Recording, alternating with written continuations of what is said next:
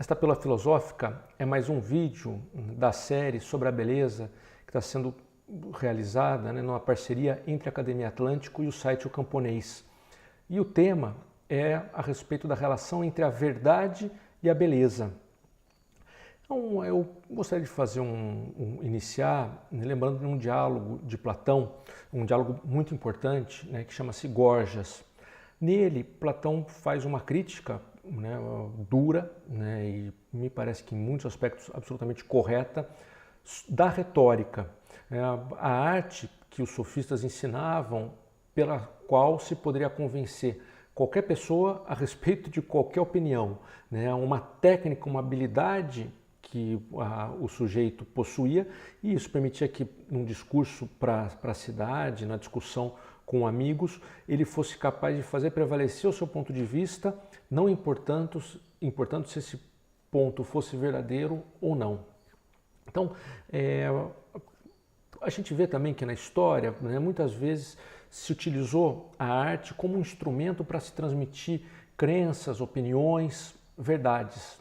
Isso é algo contínuo na história da humanidade.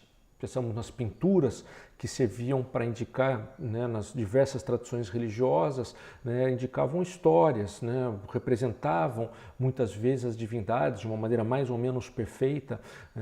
A própria literatura, muitos dos textos sagrados das distintas religiões têm também um caráter artístico. A Bíblia, basta a gente ver, e também outras religiões têm livros com, vamos dizer assim, arte, com beleza nos textos. E a gente nota que, de fato, quando uma verdade é exposta de uma forma bela, a tendência, vamos dizer assim, é que ela seja mais convincente. E nisso entra também um certo perigo, porque às vezes aquela beleza pode simplesmente, vamos dizer assim, fazer passar por verdadeiro algo que não é. Não é porque é bonito, é verdadeiro, e até, vamos dizer assim, o verdadeiro me parece que sempre será bonito, mas a forma de expor esse verdadeiro não necessariamente o será. Nós podemos ter um filósofo, um pensador, o que seja, um pregador, que está falando uma verdade, mas a forma como ele a faz, por mais profunda que seja essa verdade, o modo como ele usa a linguagem para poder se expressar é defeituoso, pode ser inclusive feio. Então, a relação entre beleza e verdade, como eu falava, não é algo simples. Então, no diálogo do Gorgias, Platão faz essa crítica, e ele chega a deslegitimar a retórica. Me parece que Aristóteles já vai ter uma posição menos radical do que Platão, tanto que o próprio Aristóteles escreve um livro sobre a retórica.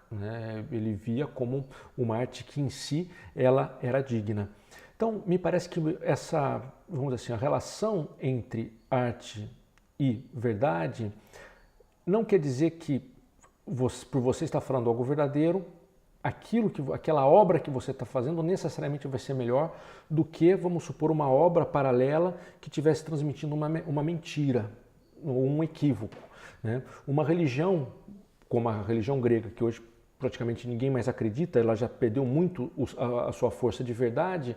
Você pode ter uma obra artística do mundo grego com caracteres religiosos, com uma mensagem, vamos dizer assim, de revelação religiosa, que seja, inclusive, então, como eu falava, ninguém mais acredita, mas artisticamente aquilo seja, vamos dizer, um texto valioso, um texto importante, mais do que um texto, uma pessoa que seja cristã, por exemplo, um texto cristão que foi feito de uma maneira assim um pouco tosca, sem refinamento. Então, não me parece que haja uma relação direta.